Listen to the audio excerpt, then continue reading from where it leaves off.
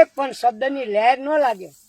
અને જેને જેને લહેર લાગી છે ને બાપા, ઈ ભવ સાગર તરી જાય. એટલે બાપુએ કીધું કે પતિ કે પાવન ધમવ ઉદાહરણ, પતિ કે પાવન અધમ ઉદાહરણ, ભક્ત વચન ભગવાન. વચનનું પાલન કર્યું ગુરુ મહારાજનું અને રામદેવજી મહારાજના પદનું પાલન કર્યું. આપણા સવારામ બાપાએ કીધું છે કે મરજીવા મોજુને માણે, કોઈ મળે મને મરેલા. મરેલા કોને કહેવાય? જેને ભાવ નથી, જ્ઞાન નથી, કોઈ વસ્તુનું આચરણ પાલન નથી. અને મરજીવા મળી જા, માન મોટા પભે માન તજીને આવી જા આંધળા. ફોગડે ફંદાની માય ફસાયો સિદ્ધને નિજ ધર્મ. માને મોઈન મોટે પೈ નહીં હાથે પોળાનું. સમજ્યા? એટલે કહેવાનો મતલબ કે સત કમાણી તમને જાળવ, તમે એને જાળવશો તો સત્ય શબ્દ અને પરમાત્મા તમને જાળવશે. તમને જ્યાં પહોંચવું છે એ પહોંચાડી દેશે. પણ મને તો એવું મારા ભાઈલા દેખાય છે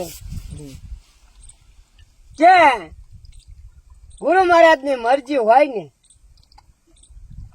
તો હાથમાં પતાળ પડ્યો હોય ને અને કદાચ ખોખરે જ નો હીરો હોય ને અને સાચો બનાવો ને તો ઘડી ઘડી અને બનાવી દે.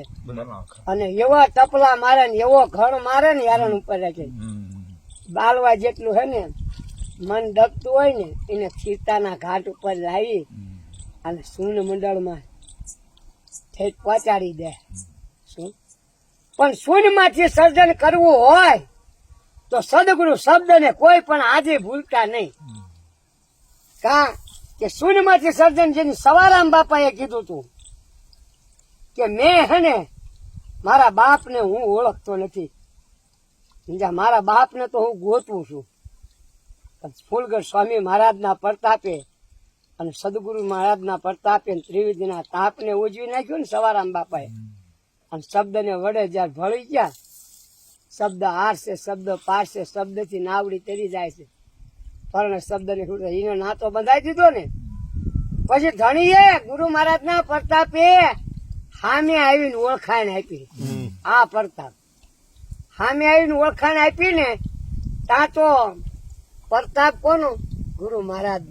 અને આજે તમે વિચાર કરો કે પીપળી પેલા ધજા નેજો ચાસડે સવારામ બાપાના ગુરુ છે ફૂલગઢ સ્વામી મહારાજ.